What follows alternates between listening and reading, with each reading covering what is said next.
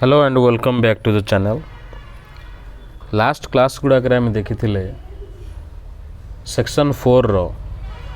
The making of Italy and Germany. तो Germany और Italy केमी तैयारी हैला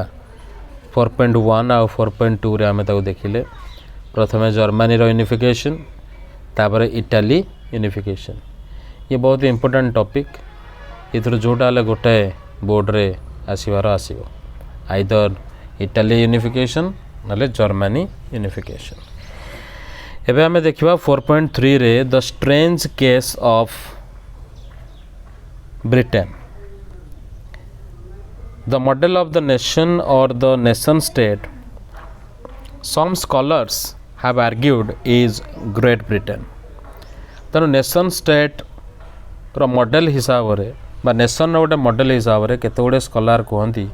जे ग्रेट ब्रिटेन गोटे से आमे नहीं परिबा। Example in Britain the formation of the nation state was not the result of sudden upheaval और रिवोल्यूशन। अन्य जगह आम जेन देखुचे जे हठात लोक उठुचंदी एवं गोटे सडन अपहेवल करछंदी रिवोल्यूशन करछंदी आ तांको यूनिफिकेशन मिल जाउची से किसी चेंजेस आणुचंदी ए भला सब होछ। किंतु ग्रेट ब्रिटेन में सेमती किसी नथिला। It was the result of a long drawn out process. ये बहुत समय तक लगी, बहुत लंबा प्रोसेस। ये 100 वर्ष धरी ये चलची। There was no British nation prior to 18th century. 18th century पूर्व जो देखा ताले कौन सी ब्रिटिश नेशन से नथिला। The primary identities of the people who inhabited the British Isles were ethnic ones। जो माने ब्रिटिश आइल से रोहुतिले बा सेही ब्रिटिश एरिया भितर रोहुतिले से सब गोटे गोटे एथनिक अलग अलग एथनिक रो लोक थिले। तांकर फर्स्ट बा प्राइमरी आइडेंटिटी से ही थिला। को प्रकार लोक थिले ना 4 प्रकार लोक थिले। 4 टाइप्स ऑफ एथनिक पीपल। गोटे हला इंग्लिश जो माने कि इंग्लैंड रो लोक बोली कहउतले, माने वेल्स माने वेल्स रो आछंदी, माने स्कॉट माने स्कॉटलैंड रो आछंदी, आ गुछि आयरिश मींस आयरलैंड रो आछंदी। All of these ethnic groups had their own cultural and political traditions. ये जतक सब 4 प्रकार एथनिक ग्रुप थिले यांकर निज निजर कल्चरल ट्रेडिशन अच्छी आ पॉलिटिकल ट्रेडिशन मध्ये निज निजर अच्छी। But as the English nation steadily grew in wealth, importance and power,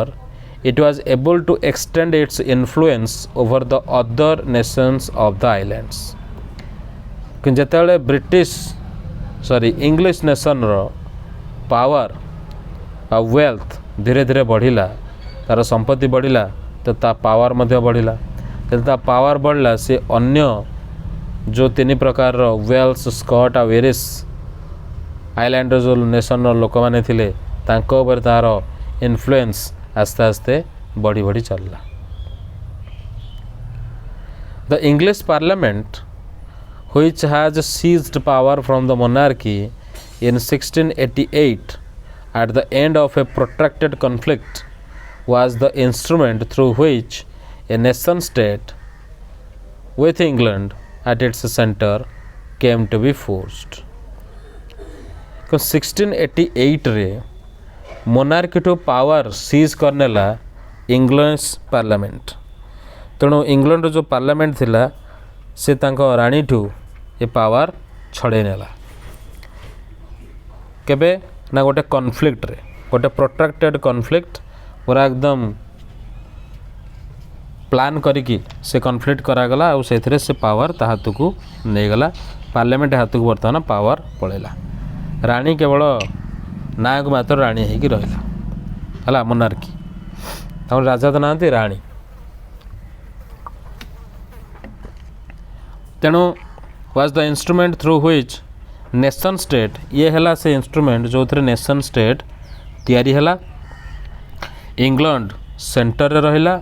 एवं ता आखपाखर देश गुड़ा को से आस्ते आस्ते माड़ी चलले, कवर कर चलले। द एक्ट ऑफ यूनियन ये आसला 1707 रे एक्ट ऑफ यूनियन गोटे आसला का भितर ना इंग्लैंड और स्कॉटलैंड भितर तेणु दिज भितर जो यूनियन रो एक्ट आसला ताने मिसिबे resulted in the formation of UKGB means United Kingdom of Great Britain जार अर्थ that the England was able to impose its influence on Scotland तेणु स्कॉटलैंड को निज भितर जो मिसईदेला वर्तमान इंग्लैंड जहाँ चाहिए जमीती चाहिए स्कॉटलैंड सेटा को मानिया को बाध्य the British parliament was henceforth dominated by its English members आ जदि आम ब्रिटिश पार्लियामेंट कथा देखा सेठी अधिक मेंबर कोथ्रो अछंती ना England row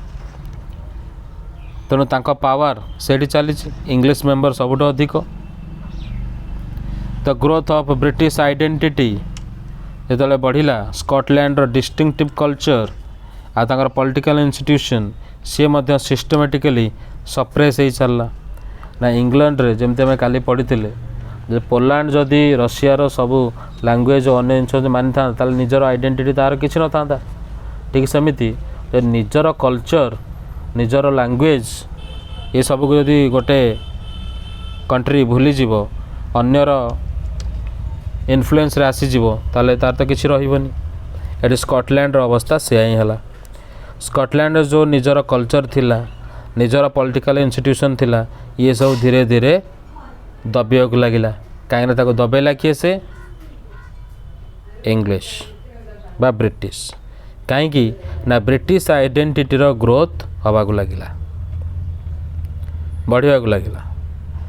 the Catholic clans that inhabited the Scottish Highlands suffered terrible repression whenever they attempted to assert their independence तेणु जो Catholic clans माने रहिले कैथोलिक दी प्रकार रो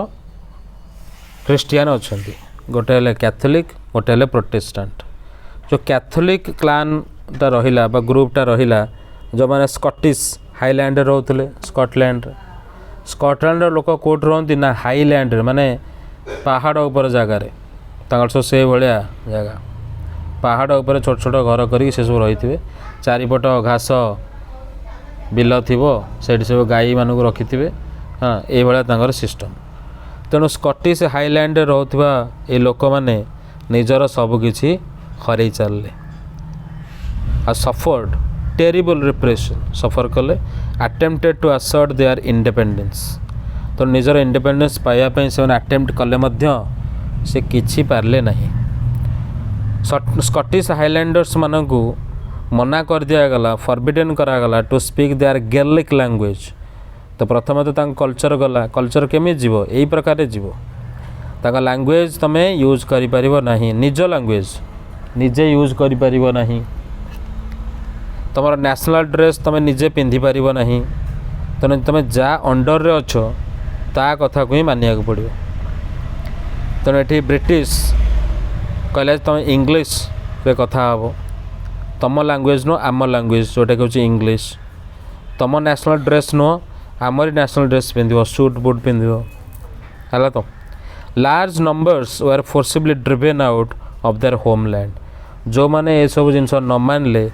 तांकु बाध्य करिके तांको घर तांकु तड़ी दियागला है तो तापर आसला आयरलैंड रो पाली चार्टा सेठी थिले गोटे हला वेल्स कथा आम ये कहूने ये कहले आम स्कॉटिश कथा तो स्कॉटलैंड सेठी गला बर्तमान आयरलैंड कथा आस Ireland suffered a similar fate ता अवस्था मध्य ठीक से है it was a country deeply divided between Catholics and Protestant तो ये कैथोलिक लोक जेते प्रोटेस्टेंट लोक सेतिक अछंती तांका भीतर गोटे झगड़ा सदाले चली the English helped the Protestant of Ireland to establish their dominance over largely Catholic country तेणु इंग्लिश लोक इंग्लैंड लोक मैंने होती प्रोटेस्टेंट तेणु से मैंने आयरलैंड रे जो प्रोटेस्टेंट मैंने थिले तांकु हेल्प कले तांकु कौन हेल्प कले जे तुम गोटे काम कर तुम डोमिनेंस निजर देखाओ तुम अपोजिट वाला माने कैथोलिक ऊपर तेणु Catholic revolts against British dominance were suppressed जो कैथोलिक वाला एगेंस्ट रे गले